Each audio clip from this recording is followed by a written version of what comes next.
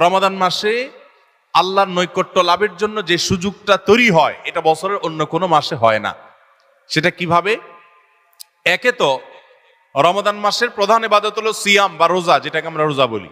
এই রোজা বা সিয়াম বা সাওম, এই ইবাদতটা আল্লাহর সঙ্গে বান্দার নৈকট্য লাভের সবচেয়ে বড় সোপান এবং সিঁড়িগুলোর একটা। কারণ আল্লাহ তাআলা হাদিসে কুদসিতে বলেছেন, আস-সাওমু লি ওয়া আনা আজজি বিহি। রোজা এটা আমার জন্য বান্দা রাখে, আর এটা বিনিময়ে আমি নিজে দিব। এটা আল্লাহর সাথে বান্দার খুব গভীর সম্পর্কের একটা মাধ্যম। এই জন্য রোজা রেখে আপনি কোনো হারাম কাজ যদি না করেন, ঝগড়াঝাটি না করেন, মিথ্যা প্রতারণা না করেন, সকল গুনাহ থেকে বাঁচার চেষ্টা করেন, এটা আল্লাহর নৈকট্য লাভের সবচেয়ে বড় মাধ্যম হবে।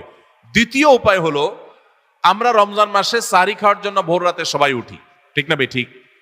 ভোর রাতের এই সময়টা আল্লাহ তাআলা দুনিয়ার আসমানে এসে বান্দাকে ডেকে ডেকে ক্ষমা করেন। 5 ওয়াক্ত নামাজের জন্য আজান দেয় মুয়াজ্জিনরা,